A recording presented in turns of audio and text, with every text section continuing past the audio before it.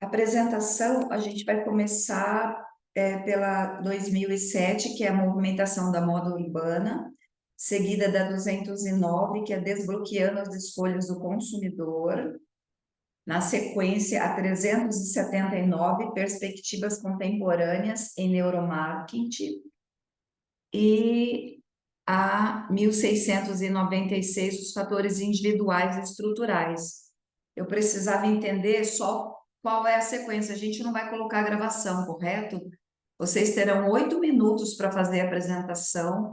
Aí, na sequência, o professor vai passar as contribuições dele. E se alguém tiver algum questionamento, bem breve, continuamos com a próxima apresentação. E no final, sempre sobra um tempo para maiores discussões. Tá bom assim, professor? Na Você, verdade, Rosana, no online são só os vídeos. As apresentações é só no presencial. É? É, Então, no ele online vai é, ser só o vídeo? é só o vídeo direto, todos, e depois é o debate. Ah, então, joia. Aí no presencial eles fizeram o contrário. Não é para exibir os vídeos e aí os alunos apresentam no presencial. Tá bom assim. Então, vamos é, aguardar. eu ia comentar sobre a sequência, mas se quiser seguir essa mesma sequência que você foi apresentando, para mim não vejo problema nenhum também, não. É como está na sequência dos vídeos, professor, mas se Uhum. Não, não você tem, tem tem uma problema questão nenhum, não. dúvida, tá tudo bem? Tudo Uhum. bem. Então, agora são 8h30, se vocês quiserem dar início, tá tudo bem para todo mundo? Todos os grupos estão Perfeito. presentes? É porque quando a gente vê o texto, não apareceu o nome, e eu acho que eu não me atentei em anotar na hora que passou o vídeo o nome. Mas tudo bem? Podemos começar então? Com Sim. a... Quer que eu espelho aqui, professor? Compartilho? Perfeito, Rosana, eu te agradeço. Bom, você já vai começar, Rosana? Só vou fazer uma breve apresentação aqui. Eu Por queria, favor. a- queria agradecer a presença de todos aqui nesta sessão, agradecer também a organização do SEMEAD pelo convite, né? O Altair também está aqui para atuar como moderador. Também agradeço teu auxílio, Altair. Agradeço, Rosana, pelo Olá, apoio pessoal. aí Meu nome é durante Ricardo, estou com o esse Rafael e período. o Lucas para apresentar o nosso artigo. Então, um pouquinho que está saindo o som. Então, eu queria. A professora Rosana já deu uma breve introdução já dos nomes dos artigos, né? Gostaria de agradecer, então, o primeiro artigo que é de Movimentando a Moda Urbana, agradecer o Rafael, o Ricardo, o Lucas, o Gustavo, o Altair. Gostaria de confirmar, o Altair já está aqui, né? O Altair vai comentar sobre o artigo, né? Então, o segundo artigo sobre o Unlocking Consumer Choice é um artigo desenvolvido por mim, pelo Marcos e pelo Vinícius. Também estou aqui para tirar algumas dúvidas, caso surjam. O terceiro artigo, Contemporary Perspective in Neuromarketing, da Geisiane, da Tamires, do José Sarto e da Milena. A Geisiane está aqui também presente. E, por fim, a gente vai falar sobre os fatores individuais e estruturais da adoção de e-commerce, né? O artigo desenvolvido pela Caroline, pelo Maurício, pelo Tiago e pelo Felipe. Caroline também está aqui presente. Agradecer a participação. Então, Rosana, a gente começa apresentando o primeiro artigo, que é o do Movimentando a Moda Urbana. Lembrando que a gente tem a estrutura de apresentação, até Emerson, se for modificar alguma coisinha, pode me corrigir. Então, no primeiro momento, a gente tinha aquela estrutura de apresentar o artigo, fazer uma discussão e apresentar o próximo, mas caso for alterar alguma coisinha, sem problema algum, tá bom? Tudo bem, Emerson? Tranquilo, sem problema. Então, vamos compartilhar, professor? Vamos.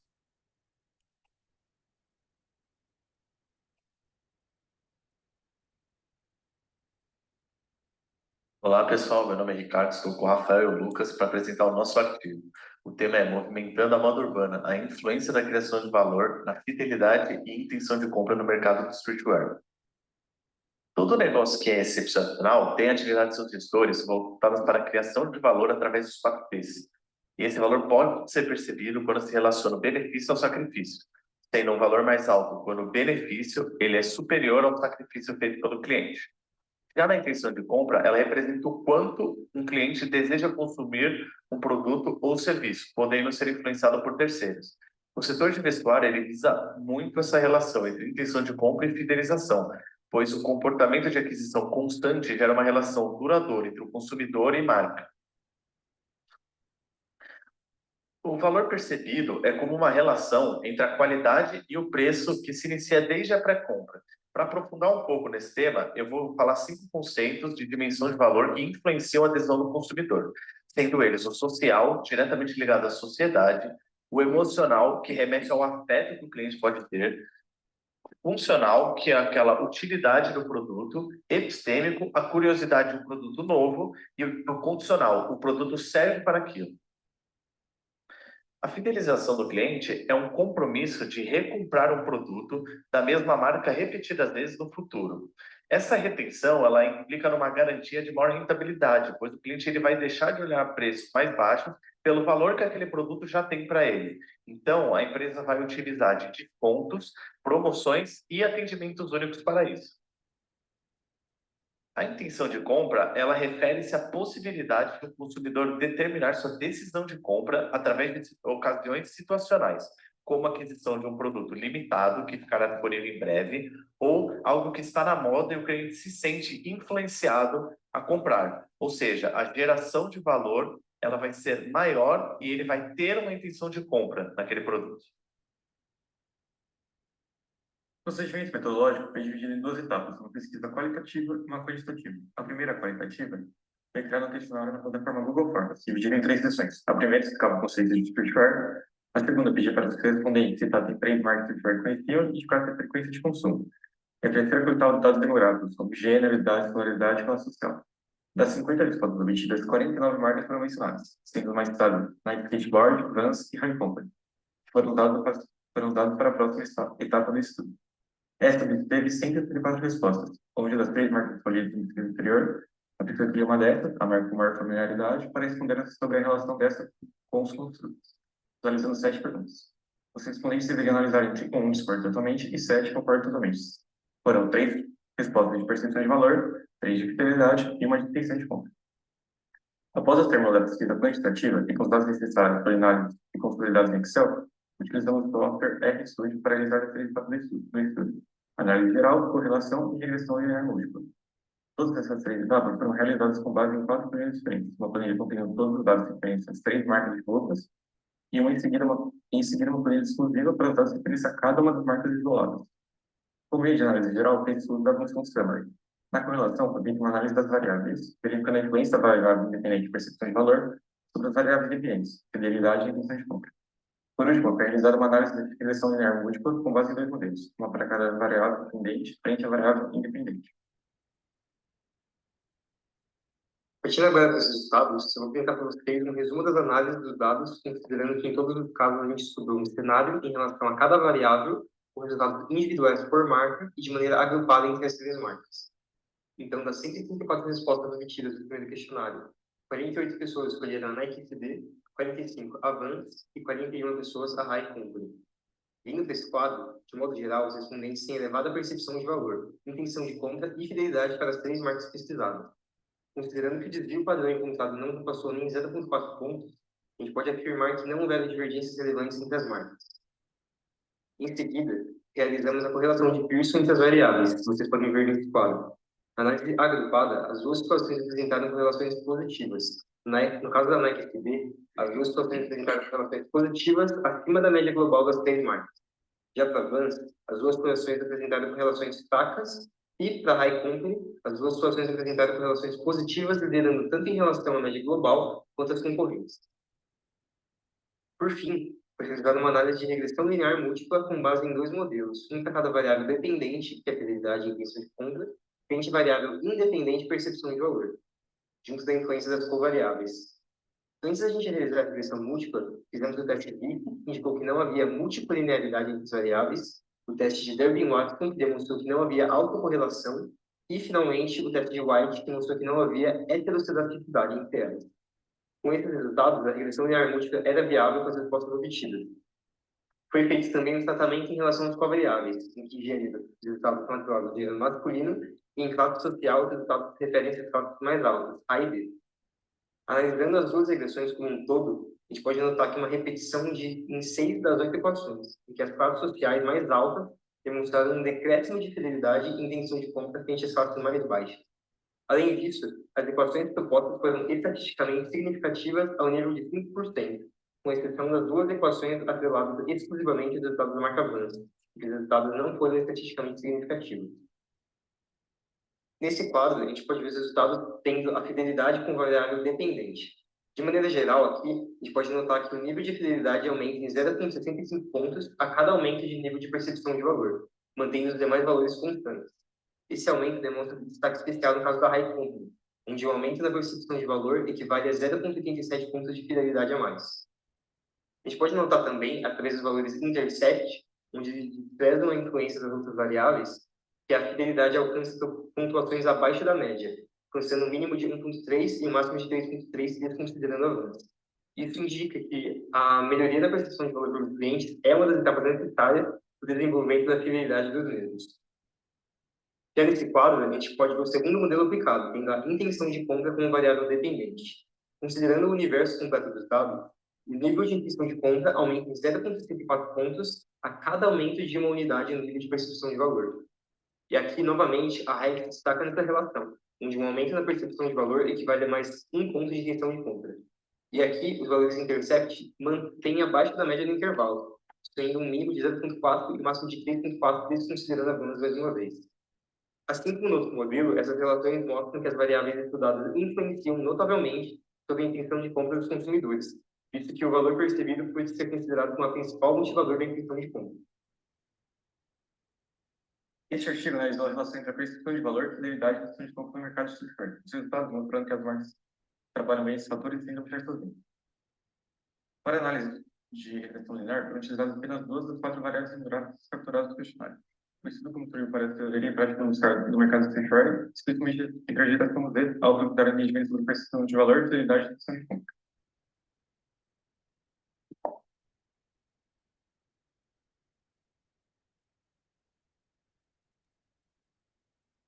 Bom, podemos dar início, então, a breve discussão, né, sobre o artigo.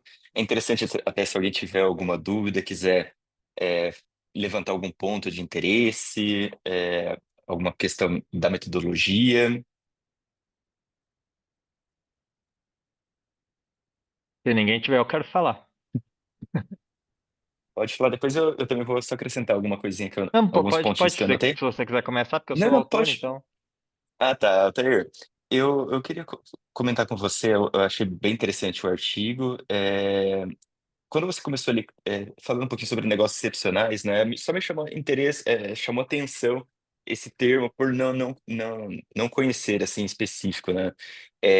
Eu peguei o artigo de vocês e falei, eles vão estudar a questão de moda urbana, especificamente a questão dos tênis, né? Mas eu não sei se você conseguir explicar um pouquinho sobre o negócio excepcional, esse aspecto. Uhum.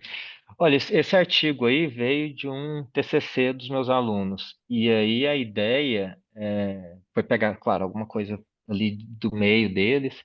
E eu acho que a palavra excepcional não tem assim, veio deles, mas não tem algo teórico por trás, alguma coisa. Acho que eles fizeram dizer e algum negócio que dá certo, algum negócio que funciona, algum negócio que marcas relevantes no mercado. Então, talvez, né, quando eu fui reler, a gente acaba ficando viciado no artigo, né, quando a gente vai lendo, mas de fato, quando eu vi essa palavra depois na versão final, eu pensei, isso aqui não precisa disso aqui, né? Mas então é isso, não tem nada excepcional na palavra, nenhuma coisa por trás, nenhum conceito, não. Não, até não prejudica o artigo, assim, só me chamou a Aham, atenção. Eu falei, nossa, será que é algum tipo de mercado, algum tipo de aham, específico de nicho para o produto, enfim. Mas eu achei bem interessante e, assim, vocês avaliaram pela percepção de valor, né? uhum, Quando eu vejo os alunos fazendo trabalho assim, eu falo assim, nossa, tem a percepção individual, né, desse consumidor, né? Mas quando pega nesse contexto universitário, eu falo assim, nossa, quanto que é a influência dos grupos, né? do ambiente social não vai impactar também nessa percepção, né? Então, são os pontos que me chamou a atenção desse artigo, mas é, foi bem feito e bem desenvolvido. Tá, obrigado. E assim, um ponto que eu queria só chamar a atenção, até em termos de pesquisa também, uma coisa que me chamou a atenção nesse trabalho, foi que quanto menor a classe social, maior a intenção de compra. Não sei se vocês chegaram a perceber isso, mas é algo relevante, porque vem muito do grupo aspiracional, né? Esse mercado de jovem, né, da moda jovem, as pessoas, né, talvez quanto menos dinheiro eles tenham, mais elas querem comprar. E aí, acho que isso aí abre um caminho gigante para novas pesquisas e até para a prática, né? Então, é aquela questão, né? Anuncio para gero valor para um público classe A, B, mas quem quer comprar é o C e o D, né? E aí, o que eu faço para as pessoas comprarem? Acho que isso é uma excelente oportunidade. Te parabenizar os alunos também pelo desenvolvimento do artigo, Altair. É, muito bom mesmo. Eu gosto muito assim quando os alunos é, partem para fazer um estudo quantitativo na Hum, graduação, eu acho muito interessante. E depois eu vou mostrar nos demais artigos também que a gente segue essa lógica. Então, parabéns pelo desenvolvimento. perfeito, obrigado. Pessoal, se alguém tiver mais alguma dúvida, quiser apresentar mais algum ponto, não? Então, Rosana, a gente pode partir para o segundo artigo, tá? Eu acredito que vai ser o Unlocking Consumer Choices, tá? E depois eu também fico à disposição.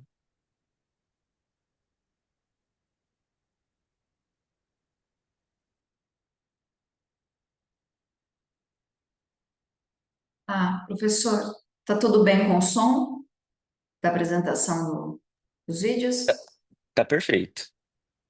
Tá, então vou esperar. Olá, eu vou apresentar para vocês então um artigo intitulado Desbloqueando a Escolha do Consumidor, né, decifrando a dinâmica do aplicativo de delivery por meio da teoria do comportamento planejado. O artigo então é elaborado por mim, Victor Mello, pelo Marcos Chebeleschi e pelo Vinícius Mello. Bom, esse artigo ele se originou a partir de uma compreensão de que os hábitos de consumo das pessoas vêm se modificando conforme vai aumentando o nível das tecnologias desenvolvidas por meio da tecnologia digital, né? Então, pelos meios dos aplicativos, pelos celulares, e a gente identificou que houve um aumento no uso dos aplicativos de uma média de 65% no nível global, sendo que aqui no Brasil, depois da pandemia, houve um aumento já de 380% no uso desses aplicativos, principalmente os aplicativos de entrega por meio dos consumidores. Então, essa mudança nos hábitos de consumo, elas são direcionadas também pela conveniência, pela eficiência, mas mudam também a forma com que os consumidores buscam mais informações e interagir com os vendedores, né?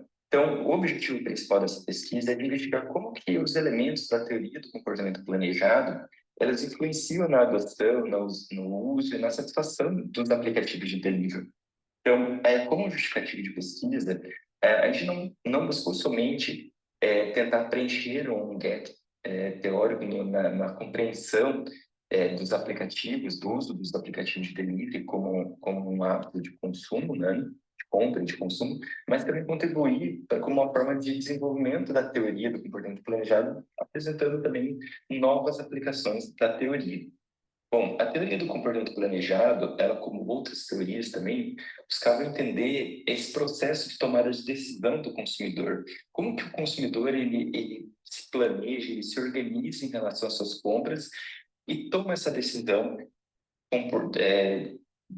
de realizar a compra, né? Então, de ter o comportamento mesmo.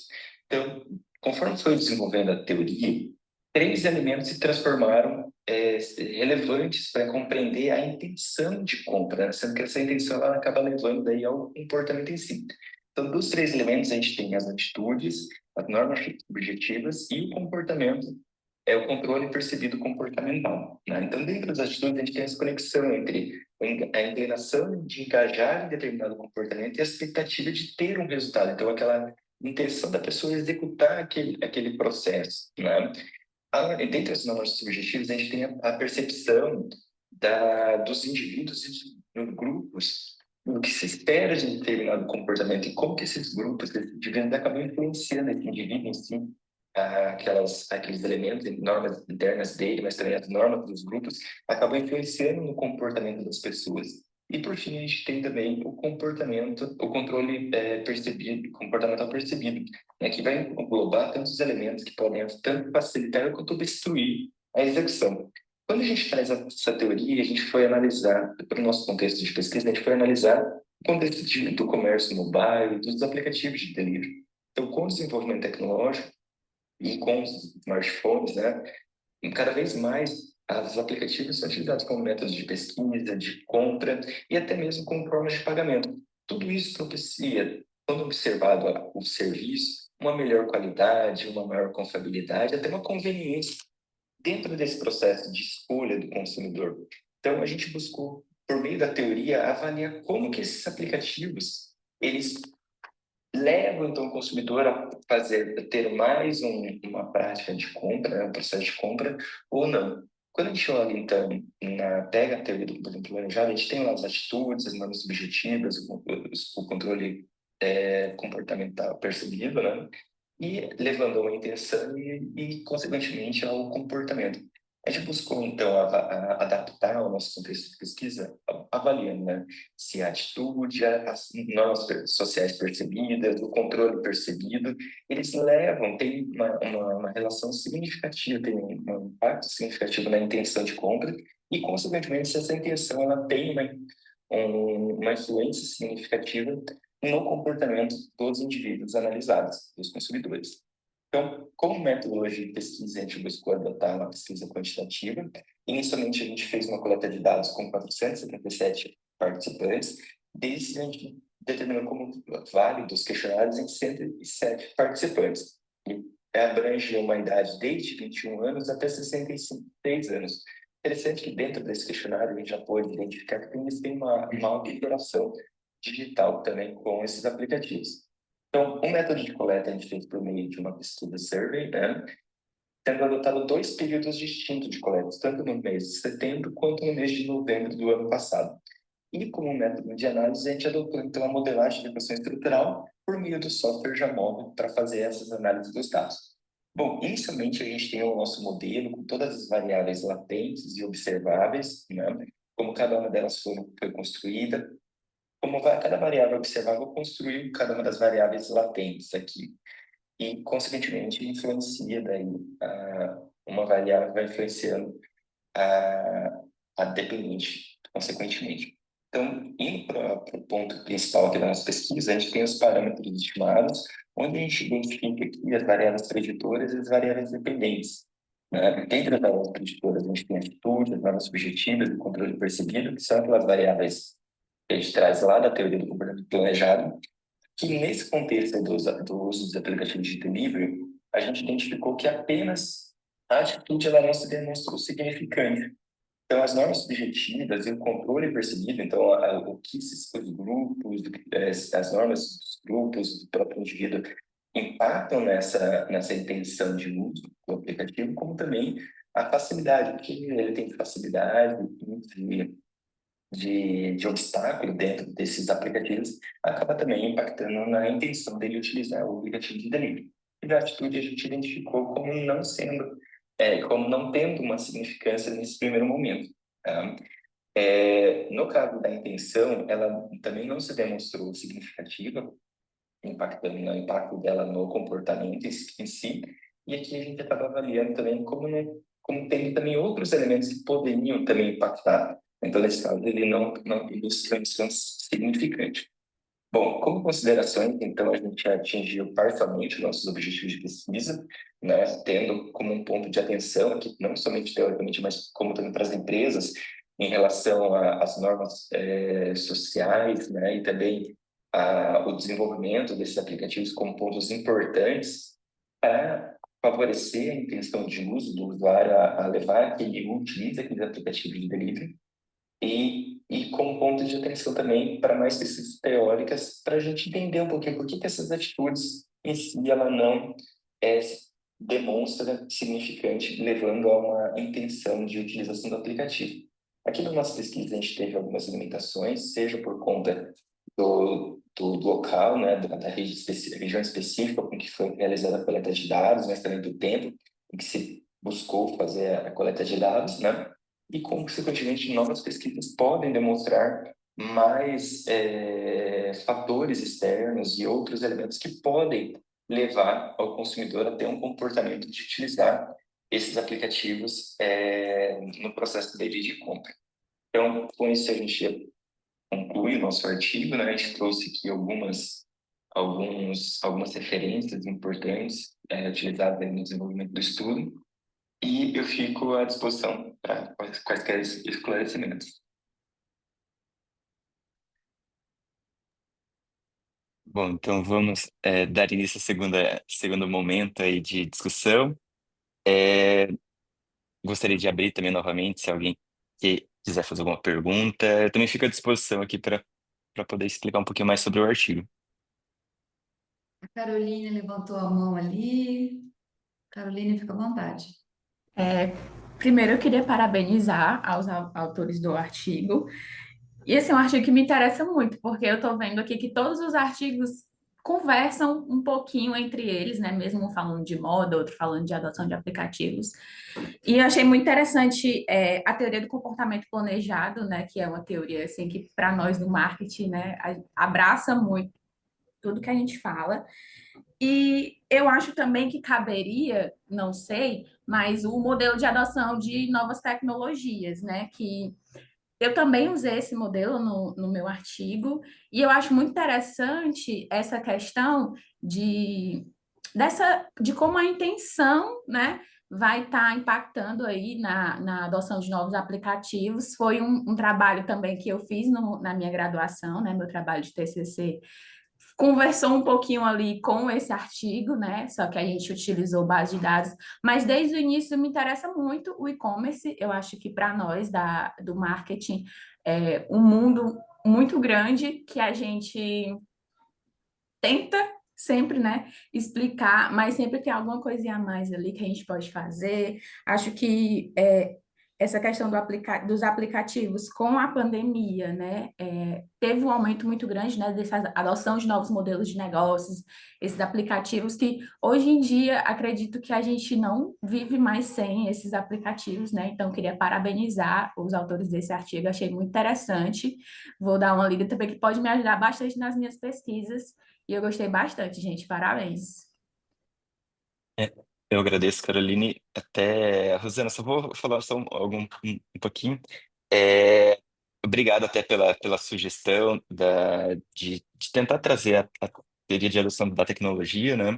De tentar ver como que a gente poderia conversar, talvez até para trazer novas ideias, novos impactos. Assim, quando eu busquei trabalhar isso com os alunos também, a gente falou, vamos focar na teoria do comportamento planejado, que é uma teoria já bem consolidada, né? A gente mas quis trazer o impacto mesmo que os aplicativos.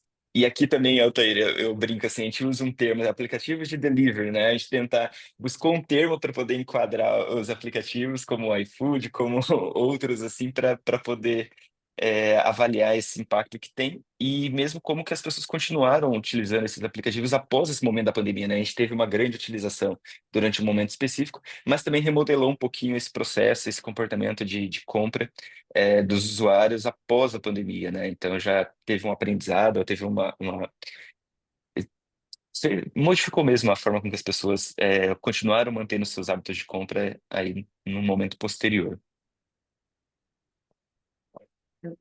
Gostaria de parabenizar o grupo também pelo estudo, professor, então, de parabéns. E é como vocês disseram antes um pouquinho, né? É importante que os alunos também consigam fazer pesquisas quantitativas. Isso é muito legal, quando a gente vê as variáveis ali se movimentando, mas às vezes a gente sofre um pouquinho na hora de fazer as análises, principalmente para entender a sensibilidade dos dados, porque ainda mais vocês usaram Jamol, mas foi legal. Uma pergunta, como que foi o recorte? A escolha do público-alvo, como que vocês fizeram para fazer esse recorte? Agora, depois dessa pergunta, eu gostaria de fazer também uma ponderação. Nós fizemos alguns estudos, logo mesmo que encerrou a pandemia e durante ela. e falando um pouco sobre o Omnichannel. O conceito que vocês poderiam sugerir, talvez até para próximos estudos, voltado para esse estudo que vocês fizeram, que ficou magnífico, eu gostei muito, é que o comportamento relacionado ao consumidor, ele olha no aplicativo, mas ainda ele gostaria de ir na loja física, olhar, tocar aquele objeto. Então, como que fica a loja física? Se vocês forem observar os shoppings e as lojas das ruas, nossa, muitas fecharam. E isso foi, assim, arrebentou com o comércio de maneira geral no mundo todo. Então, quem não estava preparado, quem não tinha um plano, os que não tinham planos contingenciais sofreram muito e realmente quebraram, né? Porque não tinha dinheiro, o troço não movimentava, não estava preparado para entrar logo no mundo virtual, eles sofreram muito. Então, é só um adendo aí que é uma boa sacada no final, quando a gente vai falar sobre possíveis próximos estudos voltados para essa tecnologia que jogou a humanidade 20 anos para frente, porque todo mundo teve que aprender a mexer nos aparelhos e entrar nesse mundo virtual. É só uma ideia. Mas, professor, como que foi o reporte? Não, sim, e agradeço, Rosana, pelas sugestões, né? Esse estudo a gente desenvolveu lá na universidade, né? A gente fica aqui no interior do Paraná, próximo a Maringá, não sei se o pessoal vai conhecer, mas é em Campo Mourão, a universidade. E no primeiro momento, o recorte, o local que a gente coletou os dados, envolveu muito as cidades da região, né? Então não se expandiu um pouco para fora. E até no primeiro momento, quando os alunos desenvolveram o questionário, ele ficou bem extenso, assim, de coletar informações e que prejudicou também até na coleta do pessoal não finalizar. Então, por isso que a gente teve bastante essa diminuição grande, assim, de resultados válidos para poder fazer essa análise especificamente, né? Mas então, tem essa questão da região, do local onde foram coletados os dados, que acaba limitando um pouquinho essa análise, assim, a gente fica num contexto muito restrito, num contexto muito específico. Agradeço até pela sugestão do Omnichannel. Assim, no primeiro momento a gente focou muito nessa questão desses pedidos de alimentos, com esse olhar, né? A gente teve esse olhar, mas pode sim ser bem relevante, assim, a gente avaliar, mesmo que a pessoa faça a compra no aplicativo, ela vá na loja, ou ela busque conhecer o local onde ela vai fazer essa compra inicialmente para depois comprar pelo aplicativo e, enfim, tem toda essa questão que a gente pode avaliar, sim. Obrigada, professor. Altair. Sim, eu fiquei. Parabéns pelo trabalho, Vitor. Muito bom, gostei demais. E é isso, gosto dos quant. Eu só fiquei, assim, duas. Não sei se tem exatamente a ver com o trabalho da segunda, mas enfim. A primeira coisa que eu fiquei curioso, era para saber as perguntas do questionário. E agora você falou que o questionário ficou bem grande, né? Então, sei lá, de repente, se puder compartilhar com a gente, pesquisadores, para de repente fazer outros trabalhos também, eu acho que é interessante. E uma dúvida que eu fiquei aí também, eu sei que não foi foco do trabalho, mas é que vocês viram que a intenção não, o comportamento não é significativo com a intenção. Vocês têm alguma ideia de por que que isso acontece? Porque o meu trabalho foi de intenção, pensando que intenção leva ao comportamento. E aí chega o seu, fala, não, intenção não necessariamente leva ao comportamento, né? E você tem alguma ideia de por que que isso acontece? Não? Ou não chegou a pensar nisso? Não, a gente não chegou a explorar mais, eu vou inverter a pergunta só para aproveitar. A gente não Aham. chegou a explorar a mais, assim, mas a gente até, bem focado no que a Rosana comentou agora há pouquinho, a gente até chegou a conversar sobre, olha, todo mundo utiliza o aplicativo, meu irmão, meu parente, meu amigo mais próximo utiliza, então favorece a gente ter a intenção de utilizar o aplicativo para comprar. Ele é fácil de utilizar, é uma lógica simples, facilita para comprar, mas quando chega na hora da compra, fala assim, opa, não, mas eu poderia ter pensando não só na lógica do Omnichannel, mas olha, mas eu também não me sinto seguro ainda. Eu prefiro ir lá na loja. Talvez é uma lógica que a gente ainda tenha, talvez mais pelo um contexto regional. Poderia ser, talvez por essa questão, poderia ser uma confiança ainda. Será que vale a pena comprar desse local, mas eu não conheço ainda? Então, talvez essa lógica ainda da pessoa, ó, conheço primeiro, depois fica mais fácil já de comprar pelo aplicativo, mas a gente não chegou a investigar a fundo ainda esse aspecto. Então pode haver alguns elementos que ainda, embora o aplicativo facilite a intenção de compra, na hora de concretizar, a pessoa ainda acaba adotando outra. A gente não pode falar, né? Mas pode não concretizar a compra especificamente pelo aplicativo. Então, é um ponto que surge ponto de atenção, assim, será que será que está acontecendo? Que a pessoa gera a intenção, mas não gera especificamente o comportamento. Uhum, Então, é algo que pode ser trabalhado, sim. E especificamente a gente não tem a fundo, investigou a fundo uhum, quais são os fatores, mas a gente começa a surgir algumas perguntas que pode desenvolver futuramente no trabalho, sim. E sobre o questionário, a gente pegou alguns estudos já que trabalharam também o comportamento a teoria do comportamento planejado e tentou adaptar ele ao nosso contexto, né? Então, assim, a gente não fugiu muito do que já é, uhum. quais são os pontos avaliados dentro da teoria, mas posso compartilhar em outro momento, sem problema algum, assim, tem esse roteiro do questionário lá tudo prontinho, então é tranquilo compartilhar, não tem problema não. Perfeito, obrigado, parabéns, Vitor. Obrigado, obrigado. Rosana, bom, alguém quer perguntar mais alguma coisinha? Alguém tem mais alguma pergunta? Podemos passar para o próximo artigo, então. Tudo bem. Então, agora o 379, que são as perspectivas contemporâneas em neuromarketing. Eu vou espelhar aqui, professor.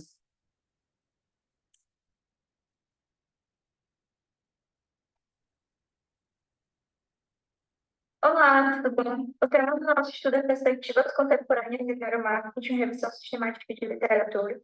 Essa é a nossa equipe que colaborou para a realização desse estudo. Me chamo Geisiane Quirino, sou bolsista da graduação de Marketing da Unifor, da modalidade de bacharelado. O neuromarketing é um campo interdisciplinar que une a neurociência e a psicologia do marketing para entender o comportamento de compra dos consumidores.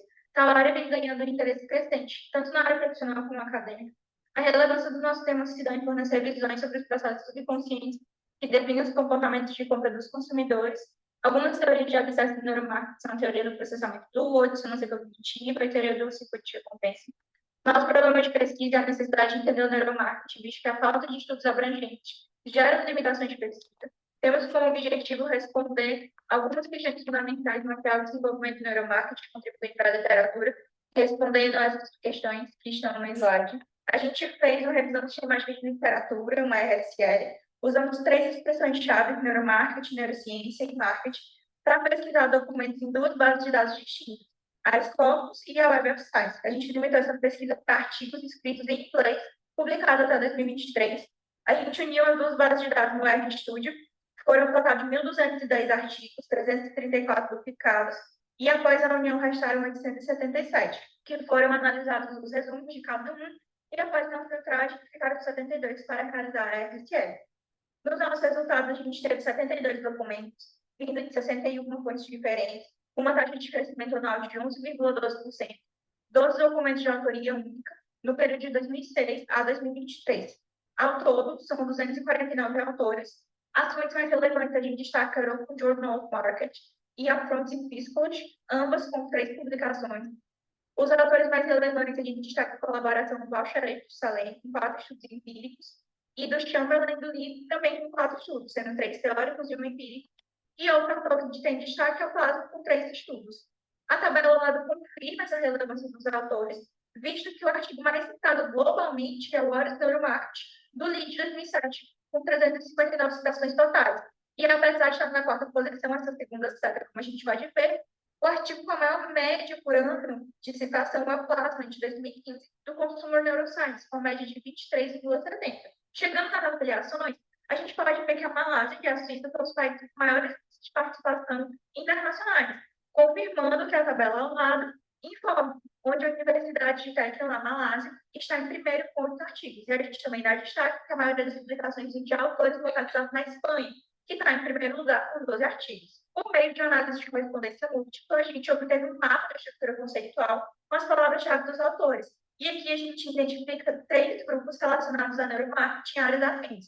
O primeiro e maior grupo em vermelho contém as palavras neuromarketing, neurociência e marketing, que indicam um elevado volume de estudos sobre esse tema. Dentro desse núcleo de pesquisa, a gente destaca pela convergência de estudos que exploram a junção de neurociência e práticas de marketing, propondo uma linha de investigação nesse domínio. Logo mais acima, em azul, a gente vê um núcleo com estudo focado em consumo, emoção e rastreamento ocular, que indicam a relação estreita à análise do comportamento ocular e emocional dos consumidores e as estratégias de neuromarketing. Porém, essa separação indica que é uma abordagem mais metodológica e até mesmo um foco de investigação diferente, mas complementar. Já o terceiro agrupamento em PET, a gente tem tudo voltado para comunicação, marketing sensorial e frente, que apesar de estar relacionado ao marketing, o fato de estar mais afastado aponta para uma abordagem mais específica e possivelmente concentrada em experiências sensoriais, construção de marca. Já mapa ao lado, o meio da lógica da centralidade, ele confirma esse mapa conceitual, que ele está dividido em 4 quadrantes. A gente percebe uma alta centralidade nos temas motores, com a presença do neurociência, neuroética e o FMRI, e comportamento de compra. Isso gera que são focos centrais de pesquisas atuais. E, por fim, a gente também tem o rastreamento ocular e o marketing sensorial, que estão nos temas emergentes, o que indica áreas promissoras para futuras investigações. Após essa literatura analisada, ela apresentou conexões entre temas e autores, por meio de um agrupamento de artigos, a gente identificou alguns grupos e escolhemos os documentos com maior adesão aos grupos de neuromarketing e neurociência. Foram usados 33 artigos que tiveram maior aderência a esses temas e foram colocados no Research Pivot para fazer uma análise de rede qualificação, como mostra a figura. Logo de cara, a gente percebe 3 grupos, 2 com conexões e 1 de caráter independente. No primeiro, fica evidente que destaca os trabalhos do LEAD 2007 e do Plasma de 2012, com trabalhos que trazem o conceito e a relação do marketing com a neurociência. Dentre os artigos avaliados, a gente percebe que os autores consumiram não apenas 1, mas 2 trabalhos de forma simultânea dentre esses estudos, e a gente observa uma convergência entre esses assuntos, trazendo lacunas parecidas, como preocupações éticas da aplicação de neuromarketing, necessidade de abordagem padronizada, falta de estudos de replicação. É uma característica comum desse grupo, são os estudos de comportamento do consumidor, dando destaque ao estudo do Hanula-Cole, de 2021, que traz o uso das perspectivas técnicas do neuromarketing por meio da compensação de métodos tradicionais de marketing aliado à saúde, trazendo a ideia do nanomarketing. A gente também tem o do Xian, de 2022, que traz o direcionamento do comportamento do consumidor online baseado na geração, concluindo que o envelhecimento associado ao declínio das habilidades de processamento visual afeta as decisões de compra. Por outro lado, o segundo grupo apresenta uma grande concentração de trabalhos do algoritmo, que além de consumir os próprios trabalhos, ele consumiu de forma indireta alguns autores relevantes do grupo 1. O destaque vem para o Morin, de 2011, que foi o único autor que consumiu diretamente o trabalho do LEAD 2007, que é um dos autores relevantes do grupo 1. E nesse trabalho ele argumenta que o neuromarketing está no fase embrionária, que apesar do volume de estudo na área, ainda há uma lacuna a ser explorada, como as campanhas publicitárias, a modo de interferir as suas influências no comportamentos autodestrutivos das pessoas. E já o segundo estudo que se destaca é o do Boswell, de 2016, que faz um teste de associação implícita ou TAI, para demonstrar como as construções moldam as preferências e atitudes dos consumidores. E, por último, no terceiro grupo de caráter independente, a gente percebe que os estudos foram publicados todos nos últimos 5 anos, e 50% deles traz dentro da sua referenciatória pelo menos um dos autores relevantes do grupo 1, apesar de não estar ligado. A gente tem destaque para o trabalho do Bordino, de 2022, que traz uma relação de neuromarketing aplicada à educação, visto que a decisão dos alunos é influenciada pela empatia do curso e não pelas suas emoções. Do Diácono, também de 2022, com o uso do rastreamento ocular para medir a eficiência dos patrocínios em transmissões de esportes eletrônicos, e o do Senisa, de 2023, que observa o comportamento do consumidor dentro do mercado de luxo, argumentando que o neuromarketing pode ajudar a destacar esse mercado que está saturado, influenciando as emoções e as decisões de compra dos consumidores. Nossa última imagem é um mapa conceitual, apresentando um compilado de todas essas lacunas que a gente abordou, que foi possível analisar com o estudo dos artigos. A gente conclui que a nossa apresentação respondemos todas as perguntas iniciais, e a gente trouxe uma visão mais abrangente sobre o campo, reunindo, vendo como que ele evoluiu ao longo do tempo, e apontando as convergências entre os trabalhos e os novos setores a serem explorados. Eu agradeço aos meus professores e à minha equipe de pesquisa. à Fundação Edson Queiroz pelo suporte e financiamento nesse estudo. E é isso. Muito obrigada.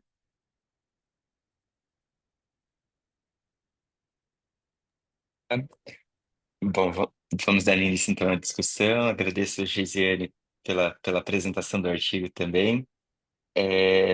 Pessoal, gostaria de primeiro ver se alguém teria alguma pergunta, algum ponto de atenção no artigo. O Altair, pode começar, Altair. Tá, primeiro, parabéns, professor José Sarto, parabéns, Geisiane, pelo trabalho, sensacional, muito bom mesmo. Eu achei que, assim, dois pontos que eu vou chamar a atenção e depois uma dúvida que eu tenho. Primeiro, falar que a figura 2 ficou muito legal, porque assim, os autores não conversam entre si, talvez reflete um comportamento nosso na academia, que tem gente trabalhando ali isoladamente, mas não faz a mesma coisa, não conversa, né? Aí uma dúvida que eu tenho em relação ao trabalho em si, depois em relação à pesquisa de vocês, é que tinha inicialmente 877 artigos. Aí minha pergunta é se realmente vocês leram todos eles, quanto tempo demorou, porque eu também estou com um problema, a pesquisa atual minha tem muito artigo para ler resumo e saber qual escolher, e assim, pelo menos não conseguiu, ficou claro para mim que vocês, sim, tinha os 877, depois diminuiu para, agora eu não lembro o número aqui, acho que 50 e alguma coisa, não lembro, mas diminuiu muito. Então, assim, queria saber quais critérios vocês usaram e como que foi essa força-tarefa para ler tanto o resumo de artigo. Essa é a primeira dúvida. E a segunda, a gente eu tenho um laboratório de marejo, eu sou professor aqui do Mackenzie, e a gente comprou um óculos para fazer o eye tracking, né, que está ali, né, no neuromarketing, então estou entrando para essa área. Eu queria saber o que que vocês trabalham com neuromarketing, para a gente, de repente, já fazer uma parceria, pensar em fazer alguma coisa junto. Antes da Geis falar, obrigado, viu, Altair? Quando você falou aí do neuromarketing, nós temos aí um grupo, um laboratório, juntamente aí com o professor Irã. Então, o professor está na disciplina e temos dois bolsistas, e esse projeto, eu acho que você parece que adivinhou. Nesse projeto nosso, tem o eye tracking e tem atitudes implícitas. Acontece que eram duas frentes muito longas e recurso curto que nós tivemos para comprar o software, né? O software para o eye tracking e o software para comprar os atitudes implícitas, que é o Inquisit. E Uhum, aí, como você já viu, como é que é essa força-tarefa aí? Então, nós somos dois bolsistas, o professor Irã e a Geisiane, são pessoas assim, muito dedicadas e o professor Irã também tem contribuído e dividido muito essas tarefas. Então, a questão do iTrack nós deixamos, está no projeto, mas nós não atacamos. Por conta, uhum, vocês, como é que você vai ler tudo isso, essa questão? Já é uma demanda muito grande.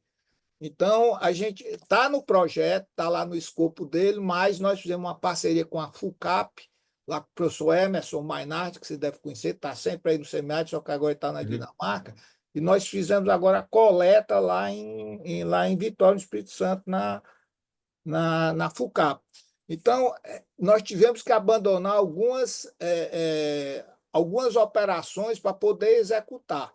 A questão Ontem mesmo aí tinha um bibliométrico aí do Glaucio, estava ouvindo, essa questão da leitura, ela passa por uma técnica até que o professor Irã pode até explicar, mitigar melhor, porque ano passado até ele apresentou também um artigo aí no SEMEAD que precisa de algumas estratégias. Mas vou deixar para a Geisiane responder como é que ela fez. Olá, bom dia. Obrigada pelas entendi. considerações. Ao todo, a gente, porque como sou eu e outra bolsista, a gente também, dentro da cadeira da disciplina, a gente também tem um monitor. Então, na época, fomos em três. A gente estava escrevendo duas revisões. Então, ao todo, a gente tinha mais de 1.000 artigos para ler. E a gente fez o seguinte, a gente colocou tudo numa planilha. Do lado um DOI, do lado o tema e do outro o autor. E cada um tinha a meta de pelo menos 15 por dia. Então, em torno, mais ou menos, a gente demorou, em média, quase um mês por aí, tipo, arredondando, né? Para selecionar, para realmente ler os resumos, fazer sentido. Porque como a gente usou marketing, neuromarketing, neurociência, vieram muitos artigos de medicina. Então, não fazia sentido a gente ter aqueles artigos ali dentro. Então, a gente, de fato, leu e pegou. Tipo, aqueles que iriam se encaixar no nosso tema, a gente foi e a gente usou sempre um esqueminha de cor. Vermelho para aqueles que a gente não iria utilizar, verde para aqueles que a gente iria utilizar e amarelo para aqueles que a gente tinha em dúvida e queriam uma segunda opinião. Então, a gente foi nesse esquema e a gente foi atualizando essa meta até a gente conseguir agrupar tudo de novo e voltar para o Bibliometrics para fazer a revisão. Ao todo, no final, a gente ficou com 72 artigos, que depois do mapa conceitual, a gente pegou os que mais aderiram a neuromarketing e neurociência, e a gente jogou no research para poder fazer o mapa da rede de coautoria. Não, parabéns, assim, um esforço fenomenal, não é fácil achar isso. Parabéns, viu? Parabéns mesmo. Bom, eu achei Assim, só te interromper um pouquinho, Rosana, que só falar que quiserem auxílio, eu estou completamente à disposição. Não sei muito do neuromarketing também, mas a gente está começando aqui agora a trabalhar com isso, então vai ser um prazer trabalhar junto, enfim, participar aí de alguma reunião, alguma coisa com vocês, tá? Gente, Desculpa, Altair, Rosana. bem-vindo, porque esse é um projeto que nós começamos só com atitude implícita, ele já vem de uma história de outro mestrando meu, que foi o Célio, que deu uma grande contribuição para a gente começar. Depois o professor Irã aí engajou aí no processo. Aí nós somos ambiciosos, colocar atitude implícita, como te falei, e o eye tracking, só que aí eu tive que dizer assim, Irã é muita coisa para a gente fazer ao mesmo tempo e você dominar o software, e esse software ele tem uma caixa preta que a gente também não compreende muito bem como é que funciona, e tem que descobrir como é que esses output e botar para conversar, e isso foi todo um manualizado já, né? Isso faz parte do projeto da gente, a gente já manualizou, já está desenvolvendo o nosso próprio software para fazer atitude implícita. Agora, se Deus quiser, ano que vem, a gente vai, se você já tiver alguma coisa com o iTrack, a gente já passa o e-mail nosso aí, né? Para a gente já ir trocando algumas figurinhas e colocar uma parceria no próprio projeto, né? Porque isso aí a gente coloca um projeto de parceria com a Mackenzie, né? No caso, que eu conheço muito aí o professor Bido, aí, que é da Mackenzie, que é um grande parceiro já da gente. Eu agradeço aí essa oportunidade de a gente já começar essa parceria. Para o próximo projeto, já pode incluí-lo aí, pegar teus dados para a gente fazer essa pesquisa em conjunto. Perfeito, já anotei aqui, vamos manter contato. Eu que agradeço essa oportunidade aí. E a professora Rosana aí, que está mediando também. Sim, desculpa, Rosana, te interromper. tudo bem. Pessoal, nossa, vocês estão de parabéns, porque realmente, como o professor comentou, é brutal a gente fazer uma revisão da literatura e vai aparecendo aquele número gigante, e a pessoa vai até ficando meio atordoada, e passar esse scanner, realmente tirar o que é para gestão, o que é para medicina, o que é. Então, é um trabalho. Não, eu sei que tem o software, mas muita coisa a gente tem que fazer na unha mesmo, não tem escapatória. Eu senti falta nesse material que vocês enviaram, mas eu tenho certeza que vocês devem ter separado muita coisa. Assim, só a título de contribuição, que ficaria para próximos estudos, se vocês no final conseguissem colocar um quadro conceitual dos achados que focasse quais são os gaps, os fenômenos que não foram explorados ainda, sempre no finalzinho lá, né, dos artigos tem o que eles não conseguiram explorar, para deixar isso para os próximos estudos, porque quando você lê uma revisão da literatura, às vezes a gente já vai lá no final. O que eu posso fazer a partir do que eles já fizeram, do que o professor José, Gleise, a turma já fez, e que eles não fizeram ainda, o que eu posso apontar? Então, às vezes, fazer um quadro, sei que ficaria meio grande também esse quadro, porque deve ter milhões de achados, mas com essa abordagem, né, voltado para vocês colocarem as perspectivas contemporâneas. Quais são? O que a gente não conseguiu, né, nesse estudo que nós fizemos, contribuir? Essa é uma ideia. Mas obrigada, eu adorei o estudo, muito bacana mesmo.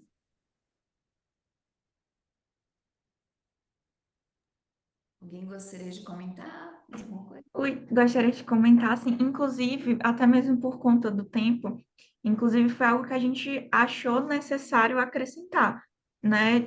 A gente fez, eu mostrei a figura, né? O mapa conceitual com as perspectivas futuras, mas tem uma seção lá no final do nosso trabalho que mostra diretamente quais são esses assuntos que seriam interessantes, principalmente que tem necessidade dentro do neuromarketing, principalmente desafios éticos, né? Seja com a questão de amostragem, seja com a questão de empresas usarem para manipular o comportamento das pessoas. Então, existe uma preocupação muito grande com isso.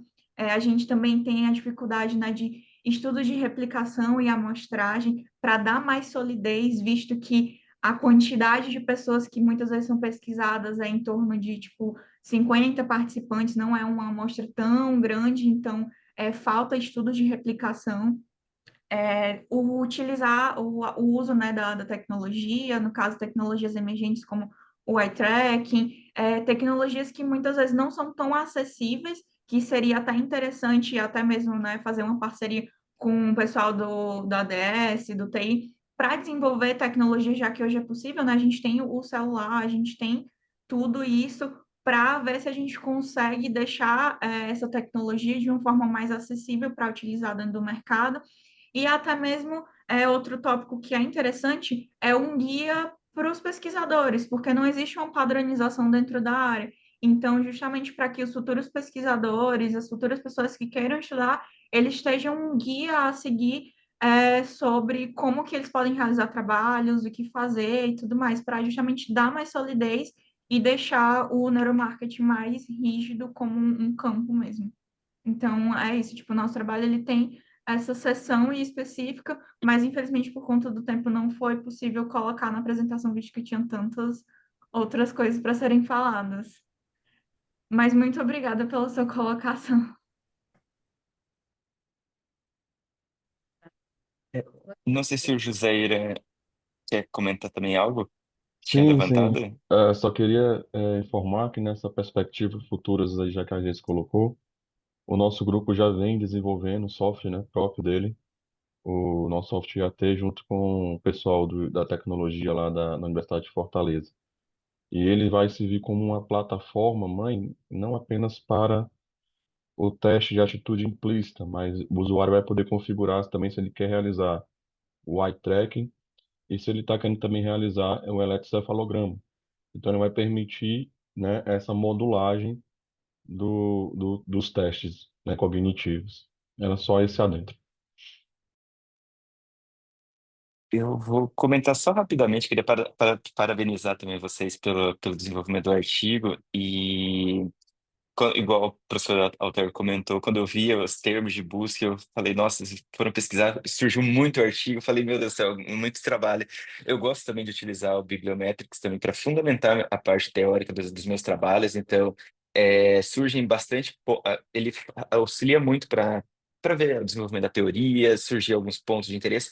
Queria só ressaltar, Geisiane, assim, não sei se você vai utilizar como uma fundamentação teórica para um posterior trabalho, né? Aquele mapa temático geral, onde você vê os temas motor, os temas base e os temas emergentes, ele ajuda muito assim, a gente começar a tentar buscar uma justificativa por que a gente está fazendo o estudo, né? Então, pode surgir ali um ponto de atenção assim para, vou seguir nesse caminho que tem um campo emergente, um estudo surgindo recentemente para determinada temática dentro do neuromarketing. Então, parabéns aí pelo trabalho de vocês e, enfim, o que puder contribuir também, né, auxiliar no Bibliometrics, eu também fico à disposição.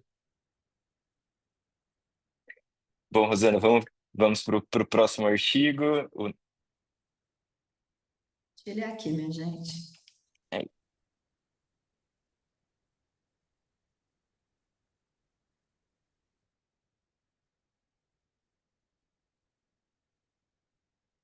Olá a todos, meu nome é Caroline Xavier, sou estudante do mestrado em administração pela Universidade Estadual do Ceará. Estou aqui para apresentar o artigo que tem como tema o comportamento do consumidor. Esse artigo foi realizado em conjunto com meu colega Maurício de Vasconcelos, Thiago Matheus, sob a orientação do professor Felipe Geraldo. O artigo tem como título os fatores individuais e estruturais da adoção do e-commerce na América Latina durante a pandemia, com análise durante o período pandêmico. Como panorama do estudo, a gente traz aqui o contexto da pandemia de Covid-19, né, onde os consumidores viram-se diante de um novo cenário para a realização de suas compras cotidianas, né. Estudos realizados na América Latina, né, mostram que as medidas de distanciamento social e os lockdowns aceleraram o crescimento do comércio eletrônico, como o uso de plataformas como Mercado Livre e canais digitais.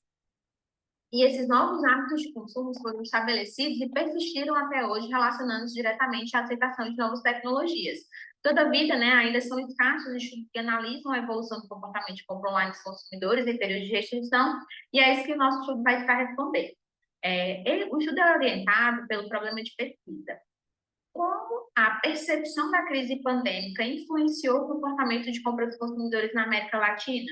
E quais foram as variáveis que desempenharam papéis significativos na adoção do e-commerce durante esse período sem precedentes?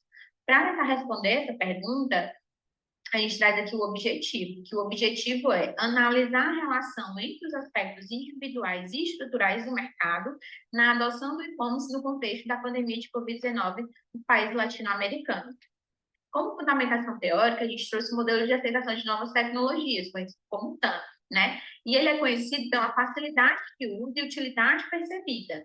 Então, a pandemia de Covid-19 levou os consumidores a buscarem alternativas digitais, fazendo com que a crise acelerasse a adoção do e-commerce e as pessoas realizassem compra online pela primeira vez. Então, desse modo, a percepção individual e coletiva da gravidade da pandemia vai desempenhar um papel importante na tomada de decisões de compra e de consumo. As hipóteses de pesquisa a gente trouxe a nível individual e a nível estrutural. A de nível individual, vamos dizer que quanto maior a confiança pessoal do indivíduo, quanto maior o uso de redes sociais desse indivíduo, maior seria o uso de aplicativos de plataformas de e-commerce.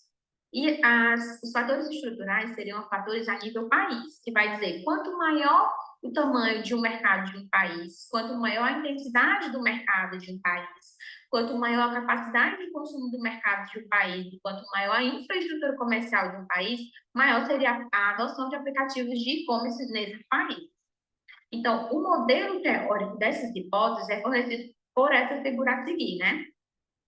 Que o nível 1 vai indicar que impactar diretamente, né, na adoção de aplicativos de e-commerce, e o nível 2 países também vai impactar diretamente a adoção de aplicativos de e-commerce. Então, como metodologia, a gente realizou um estudo quantitativo com os dados secundários da Latino Parâmetro e da Marca de Potencial Index do ano de 2020. A amostra incluiu 13.056 indivíduos com acesso à internet em 18 países latino-americanos. A variável dependente foi a adoção de aplicativos de e-commerce, né, medida pela soma dos aplicativos utilizados pelos indivíduos, incluindo variáveis de controle como gênero, idade, classe social. E como estratégia de análise de dados, utilizou-se o modelo de regressão multinível de inclinação fixa com interceptos aleatórios. As variáveis da pesquisa foram compostas por 9 questões, né, que estão elencadas aí no quadro 1. Todas elas foram padronizadas no escala Z para comparar as diferentes métricas entre elas. Como resultado, a gente traz aqui a primeira tabela, tabela 1, que ela vai apresentar as estatísticas descritivas, né, e a matriz de correlação entre as variáveis do estudo, como e-commerce, confiança e redes sociais. Então, a matriz vai mostrar essas associações significativas entre as variáveis e vai sugerir a necessidade de uma análise mais aprofundada por meio da regressão hierárquica, que vai fornecer resultados mais robustos e mais confiáveis. Então, aqui na tabela 2, ela vai apresentar os resultados do modelo nulo, né, que vai indicar que a adoção de aplicativos de e-commerce vai apresentar uma diferença tanto entre os indivíduos quanto entre as nações, né, quanto entre os países. E a variância entre os grupos, né, os países, foi de 0,069, e a variância dentro dos grupos, né, entre os indivíduos, foi de 0,51. E o coeficiente de correlação intraclasse vai indicar que 11,9% da variação na adoção do e-commerce pode ser explicado pelas diferenças entre esses países, o que vai justificar o uso da modelagem multinível, né, para uma análise mais robusta dos dados. Que é isso que a gente faz aqui no modelo 2 da tabela, né, que é o modelo dos efeitos principais. O segundo modelo incluiu todas as covariáveis a nível individual, de controle e sociais, permitindo uma análise mais abrangente dos fatores que influenciaram na adoção do e-commerce. Então, em comparação do modelo nulo com o modelo expandido, utilizando o teste de razão de verossimilhança, indicou melhorias significativas do modelo 2 em relação ao modelo nulo. Então, o pseudo-R² sugeriu que o conjunto de covariáveis estudados explique 13,72% da variação explicada. Isso resulta em, falando sobre as variáveis de nível individual, as variáveis de confiança interpessoal e uso de redes sociais vão apresentar um efeito positivo significativo na adoção de aplicativos de e-commerce. E a análise também revelou que os consumidores mais jovens e pertencentes a classes sociais mais elevadas demonstram uma maior propensão à adoção, né, de tecnologias de comércio eletrônico. E em relação às variáveis de nível país e nível mercado, as variáveis, né, revelaram uma associação positiva, marginalmente significantes entre tamanho de mercado, capacidade de consumo e infraestrutura comercial.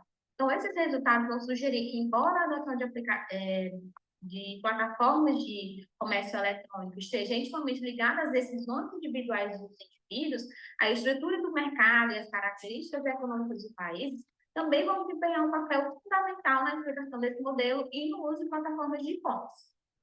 Então, como conclusão, os resultados mostram, né, que a confiança pessoal e o uso de redes sociais vão ser fundamentais para a adoção do e-commerce, e os países com a melhor infraestrutura comercial e maior capacidade de consumo também vão apresentar uma adesão a ele.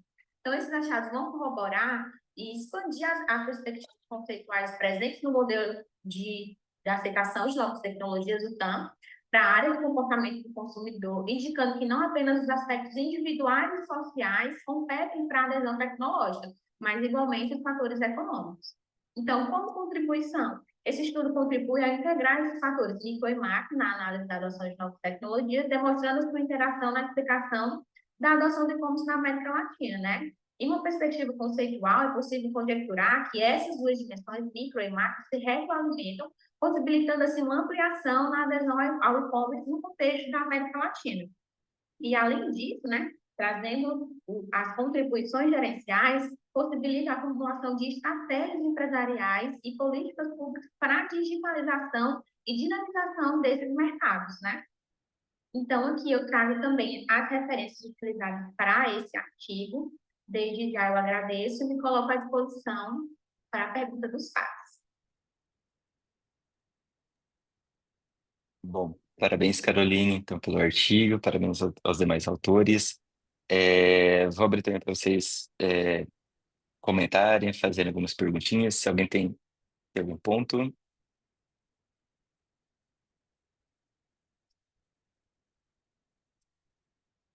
Eu vou aproveitar e já vou comentar, então, só um pouquinho, tá, Caroline? Também acho muito interessante teu estudo. Vejo, assim, já antecipando um pouquinho que eu ia comentar posteriormente na outra discussão, vejo uma relação até com o estudo que eu apresentei, né? Acho que até trazendo esses aspectos estruturais é bem relevante para analisar essa adoção, essa aceitação das tecnologias.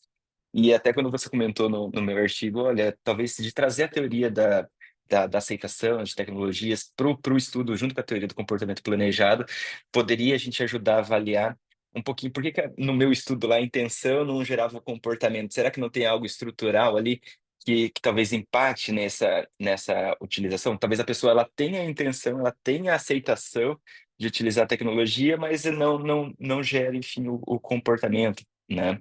Então, queria parabenizar pelo estudo mesmo, e não era nem uma pergunta em si, mas só para comentar essas relações entre os estudos, e parabéns. Obrigada. E assim, esse estudo, como eu já tinha falado, né, ele é uma evolução, né, do meu TCC da graduação, que eu estudei, as variáveis que eu estudei no TCC eram mais variáveis como renda, escolaridade, se isso iria influenciar, né, diretamente a aceitação de novos modelos de tecnologias e uso de aplicativos de e-commerce, né? Então foi um estudo satisfatório, e aí eu gostei muito, quis continuar, e aí meu orientador, o Felipe, que é da UES, né? Tem até os colegas aqui da Unifor, quando eu vi que eu ia estar na mesma sessão que o pessoal da Unifor, fiquei muito feliz. O professor Irã, eu já tive um curso de R com ele, realmente, o cara é bom, gente. Ele é muito bom.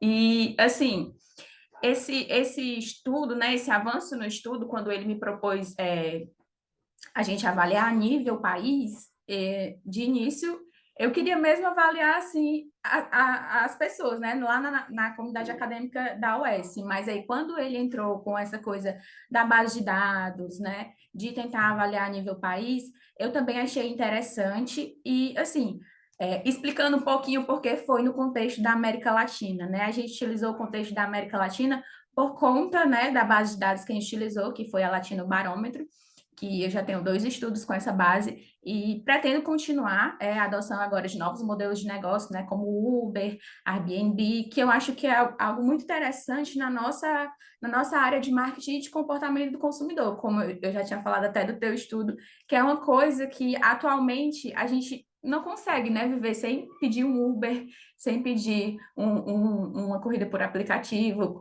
até mesmo quando a gente vai para algum lugar, um Airbnb.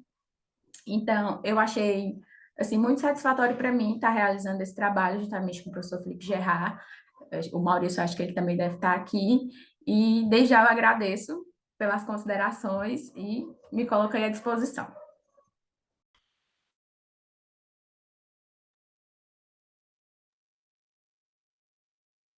Pode falar, Pode Altair. falar. Tá.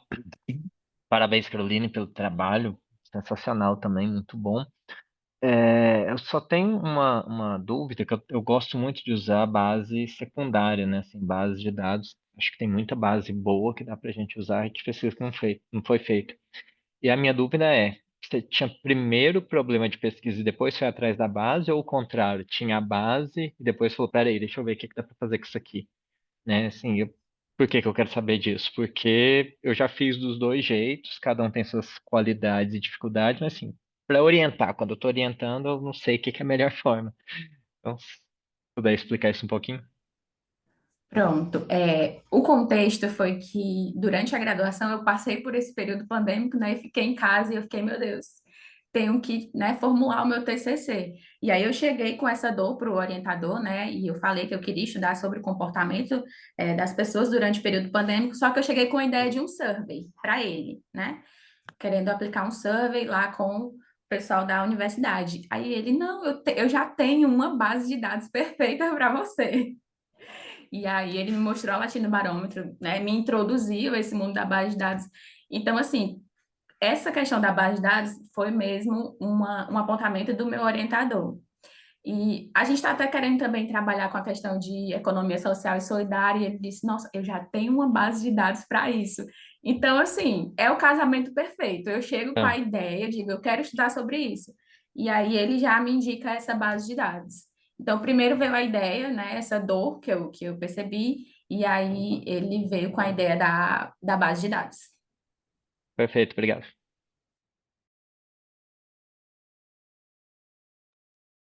Rosana, você ia comentar algo também? Eu ia parabenizar, porque eu achei também bem interessante o trabalho, muito bacana mesmo. Gostei da forma como vocês escreveram e descreveram. Gostei dos apontamentos. É sempre bom quando a gente tem uma base de dados robusta como essa, né? Dá para fazer várias análises. Então, essa que vocês fizeram foi muito boa. Parabéns. Eu coloquei também ali agora uma outra coisa, fugindo do assunto, uma avaliação no chat, muito importante para o pessoal do SEMEAD, que vocês façam, tá? Mas no final, professor, gostaria de fazer um apanhado geral agora sobre todos os temas? Isso. Até eu também vi que você comentou novamente sobre a avaliação, então também queria reforçar, pessoal, a Rosana ela já comentou, colocou no chat o link para vocês fazerem a avaliação, tá? É importante que vocês façam até o final da sessão. Pelo menos salve o link para fazer essa avaliação. Professor José, desculpa, pode falar. Desculpa, Vitor e professora Rosana, seria possível assim fazer um comentário do primeiro trabalho, que na época eu não estava entendendo bem a lógica, não queria atrapalhar, mas tem o primeiro trabalho aí que foi apresentado, que eu gostei muito, que é do Lucas e do Rafael, que é a respeito sobre fidelidade, moda. Eles estão aí? Eu sou coautor do trabalho. Pronto, Altair, ótimo. Excelente. A minha é muito mais uma curiosidade, tá? Eu, Aham. como eu estudo brand desde 1500, eu gosto de brincar com isso. 2000 foi no meu mestrado, 2000, e depois virou minha tese. E aí foi branding, e aí tem uma das dimensões do Brand Act é lealdade, loyalty, né? Uhum. E a minha pergunta, eu desculpe que eu não consegui ler o trabalho, e que me chamou a atenção é que usou o termo lá, fidelidade. E existe digamos assim, uma briga, no bom sentido, né, de definição desse termo de fidelidade e lealdade. E há muito mais a questão, porque esse conceito de lealdade, fidelidade e intenção de compra, e muita gente traduz o termo loyalty para fidelidade. Loyalty. Então, na realidade, eu queria saber se você usou especificamente uma escala de lealdade de algum autor ou foi realmente uma escala de fidelidade, porque conceitualmente existe alguns temas, inclusive o professor, eu já peguei algumas bancas com o professor, que ele bate muito, ele chama muita atenção disso, para que às vezes você faz a tradução literal e pega, principalmente que os portugueses, né, esses tradutores portugueses, eles trazem muito fidelidade, quando na realidade você está tratando de lealdade. Eu queria saber se você teve essa percepção na hora de usar uma escala realmente de fidelidade e lealdade. Olha, a escala foi adaptada do Chain. Eu tenho quase certeza que foi loyalty, viu? Eu Então, acho que, então troca esse termo do Uhum. artigo Excelente para observação. porque isso gera. É uma coisa banal, mas a gente, na Mas dá a academia, diferença. faz a diferença, porque a intenção de compra com fidelidade são muito mais para programas de fidelidade. Então, era Uhum, uhum. para assim, ter esse preciosismo da academia, né, de usar a fidelidade no lugar de lealdade, porque são coisas. Não, perfeito. Era só essa contribuição. Perfeito, obrigado. Mas parabéns à condução aí dos trabalhos, né? Pela primeira vez, assim, evidentemente, tirando a pandemia, foi o primeiro ano que eu não fui presencial aí, mas eu estou de espírito aí presente aí com vocês. Parabéns aí pela condição, professora, Vitor, viu? Obrigado. Emerson, quer comentar? Não, só ainda seguindo essa questão aí que o professor José levantou, o Walter também, e da própria, assim, até traduzindo, até trazendo para o português também a questão, às vezes aí não especificamente só de lealdade ou fidelidade, mas assim, a gente tomar cuidado, né, que eu tomei um- uma carcada uma vez no mestrado do meu orientador por conta disso, de que às vezes a gente tem a mania, né, mas é um problema nosso do português mesmo, de às vezes não, da gente é ensinado desde cedo a não usar o mesmo nome, né, tentar às vezes trazer Isso. sinônimos das palavras, mas no nosso caso de pesquisa científica, não é conveniente utilizar sinônimos, porque às vezes muda o termo dos construtos, né? Do que a gente quer realmente usar, como o professor falou, uma coisa é totalmente diferente da outra, né? Então, assim, Uhum. a gente tem que tomar esse cuidado mesmo de que, É se legal estiver isso, utilizando é legal. X, vai ficar repetindo X mesmo, porque é aquilo que a gente está mensurando, e não um sinônimo dele. O termo não, o termo é, se queres conversar comigo, defina os termos. Se estou falando de lealdade, então é lealdade até o final, né? Então tem É, certas coisas, porque realmente há um preço, se puder não ficar repetitivo, mas tem Emerson Moco, ele é até o final, né? Ninguém vai sim, mudar, botar Emerson surdo, não existe isso, né? Então Emerson Moco é Emerson Moco, até o final. Mas é legal isso aí, essa oportunidade, porque às vezes a pessoa fica, tá repetindo o tema, mas lá na revisão, na metodologia, começou, vai até o final, né? Não tem que sim, sim. ficar variando, não. Não, mas observação excelente, excelente. Já vou mudar aqui para a próxima, já vou mudar agora para a próxima versão. Obrigado. Não, já é fácil, é só substituir, né? Onde tem É, fidelidade, joga lealdade, né? Pronto. Aí não tinha Perfeito. como Voltaire, se queres conversar comigo, defina até os termos, né? Isso que ele está falando de quê, né? Mas Excelente. Muito obrigado. é uma contribuição apenas. Bom, pessoal, então, se não tiver mais nenhuma dúvida, então já vamos passar para a nossa sessão, para o nosso momento final, né, de discussão sobre essa relação entre os artigos. Eu gostaria de agradecer, então, a apresentação de todos os artigos. É, foi muito enriquecedor essa discussão, a gente teve bastante participação durante essa sessão, então fiquei muito contente também. É interessante ver essa relação que a gente tem entre os estudos, embora cada um adote uma teoria, uma teoria diferente, né? Ver como que eles conversam entre si. Então, quando eu pego o artigo da Caroline, pego o meu artigo, eu vejo essa complementariedade, esses pontos de vista na adoção dos aplicativos, na intenção de compra, dos consumidores, né? E como que isso pode, tantos fatores individuais, fatores sociais, fatores estruturais, eles acabam impactando nessa modelação, nessa intenção de compra, e na utilização dos aplicativos, né? A gente vê também a pandemia, então, os estudos trazendo tanto do momento da pandemia como quanto o pós-pandemia, a gente vem utilizando essas tecnologias, vem adotando elas, e em certo momento a gente vê, ó, determinados fatores, eles se impactam diretamente a nossa intenção, modelam nossas práticas de compra, mas alguns fatores ainda a gente merece um pouquinho mais de atenção, né? Quando a gente traz o artigo do Altair e dos demais autores, né? A gente traz o papel da fidelidade, né? Então, da lealdade que a gente vem discutindo e ver como que essa percepção de valor, esses elementos de percepção de valor, eles acabam impactando, né? E eu achei muito interessante essa revisão da Geisiane, do Maurício, desculpa, eu posso estar falando errado. Não é do Maurício que participou, né? Maurício é com a Caroline, se não me engano. Mas da Geisiane e os demais autores, dos demais autores. Então, de ver como o neuromarketing vem se desenvolvendo, essa teoria. Eu acho que todos os estudos aqui a gente buscou adotar um pouquinho de métodos quantitativos e o Bibliometrics também utiliza do R, se eu não me engano, para fazer as análises deles.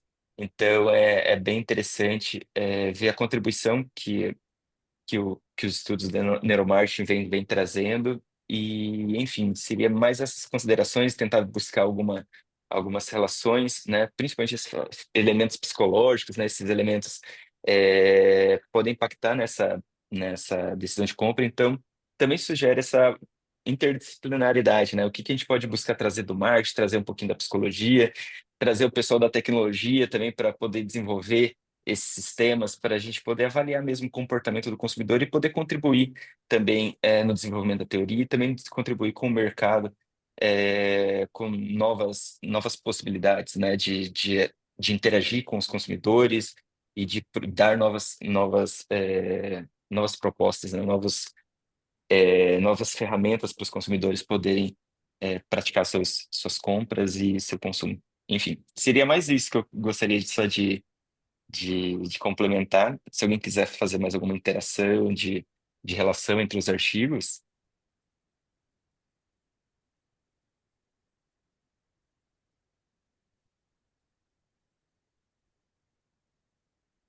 Também só ressaltar, a professora Rosana comentou ali, pessoal, então solicito o preenchimento da avaliação, então ela é fundamental para o SEMEAD, fundamental para a gente ver como que a gente pode melhorar, conduzir também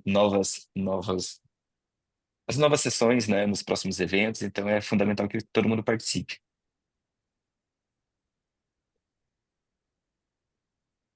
E é isso, Rosana. Bom, nós temos ainda 8 minutinhos. Professor José, gostaria de fazer mais um comentário. Professor Altair, pessoal que fez brilhantes apresentações, Eglesiane, Caroline, Emerson. Altair, gostaria de... vou- como eu estudo brand, né? E aí eu gostei muito do teu artigo e, e, e eu leciono também métodos quantitativos aplicados ao marketing, né? Então, esse tema teu aí, eu vi que você era só. Eu peço desculpa mais uma vez, porque eu não li o trabalho. Eu eu não consegui baixar por outras razões, mas é muito mais especulando mais uma vez, porque eu gostei demais do teu trabalho, tá? Então, como eu gostei, ele me chamou a atenção. E outra coisa, você usou a escala Likert, ela é, por natureza, ela é ordinal. E a gente trata, né, muitas vezes fica usando essas escalas para fazer métodos quantitativos e o pessoal, eu me lembro que eu peguei um artigo e aí peguei a escala, era de qualidade, e aí mandei lá para o journal, aí, ó, você não pode fazer esse tratamento aqui porque o comando é reflexivo, você não pode tirar o alfa de cromo. Aí eu fui atrás na literatura, corri para lá, corri para cá, era tanta, eu ia escrever uma página para justificar aquilo, né? Que era até um artigo meu aí que foi publicado.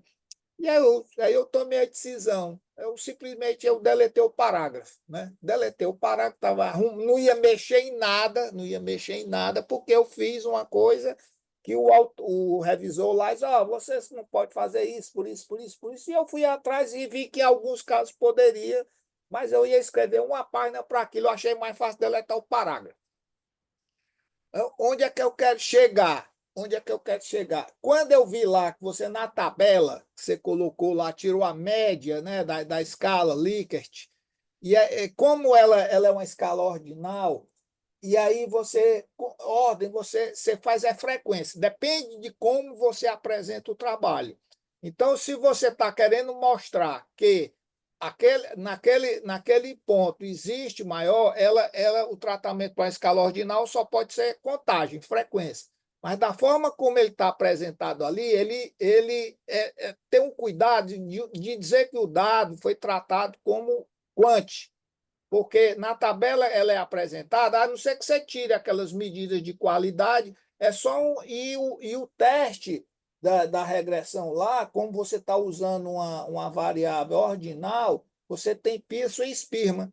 Então, são duas nuancezinhas que você olhe lá nos artigos de estatística, só para deixar claro, eu não sei, eu tô levantando, eu não sei exatamente o que foi feito, eu estou só, digamos assim, esse zelo para, na hora de apresentar, de como o dado foi tratado, porque como ele foi coletado, né? Porque se ele foi coletado como quant, você só faz ancorar nas pontas, e eu não vi teu questionário. Então, por isso é que eu estou muito mais especulando. São ajustes finos, porque eu acho que você deve encaminhar esse seu trabalho e esses revisores. Eu estou há um mês aqui ajeitando um trabalho aqui de um cara aqui, rapaz, que deu uma 30 páginas, que é só coisa assim, muito pontual, né? E assim, que a gente faz, mas ele quer que a gente diga, né? Então, era muito mais assim nesse sentido de contribuir aí como é que a escala foi, o dado foi tratado, porque do jeito que no primeiro momento a gente sabe que a escala é ordinal, aí você bota lá, tirou média, não pode tirar. Então, como é que o dado foi tratado, essas coisas pontuais que a gente sabe que os revisores vão encher a paciência da gente. Era só assim. Não, isso aí conheço, obrigado pela contribuição, mas foi quant, só estava ancorado na ponta mesmo, isso aí foi um cuidado. E só vou destacar de novo que sei quem fez foram meus alunos de TCC da graduação, eles foram atrás da estatística, eu fiquei ali só na supervisão mesmo, né? E foi. Aqui é o primeiro momento, né? Por exemplo, aqui é o primeiro momento. Por exemplo, eu digo até uma coisa que eu posso revelar: o artigo premiado ano passado em marketing foi o meu, né? Aí o que acontece? Aí você fica naquela expectativa, aí vai para o fast track, chega lá no fast track, o cara, detonou um artigo. Eu disse, que coisa é essa, né? É muito estranho, porque o artigo é premiado e, de repente, aí os caras encontram coisa que outros veem de outra forma, e depende muito na mão que cai, né? E eu acho que essa discussão nos detalhes, eu acho que é muito rico para o SEMEAD, para a sessão, porque aumenta a régua, né? Então, se a gente ficar só elogiando e mesmo tendo um ou outro problema, né, a gente não falar, acaba que vai ficar um monte de trabalho médio, né? Eu não diria problema, eu diria ajuste fino, né? Sim, exatamente. um ajuste fino, porque o trabalho, pô, como é que você olha o trabalho, né? Eu olho com muito potencial. Agora, tem gente que olha com outra, quer destruir, mas não é um Uhum. eu acho que o trabalho, as sessões são para construir. Eu gosto muito do SEMEAD, porque as sessões sempre são construtivas. Tem outros eventos que eu não. A filosofia é diferente, mas eu vejo o SEMEAD Concordo. muito contributivo, as sessões são muito leves, né? Fora os workshops que são sensacionais aí, eu mais me encanto são os workshops, né? Desculpa, professor, eu falei demais já. Obrigado, professor. Não, foi excelente, José. Agradeço muito a contribuição tua também. E, e é isso, pessoal. Então, a gente já, se ninguém tiver mais pontos para incluir aqui, a gente já está partindo para o nosso horário limite aqui da nossa sessão, né? Mas, novamente, agradeço pela participação, pelo como foi proveitosa a nossa discussão aqui nesta sessão, né? Agradeço a Rosana por todo esse suporte. É, e, enfim, eu fico à disposição também. Vou colocar aqui no chat o meu e-mail. Se alguém quiser também, tiver alguma dúvida, quiser entrar em contato, eu fico à disposição. Então, eu agradeço.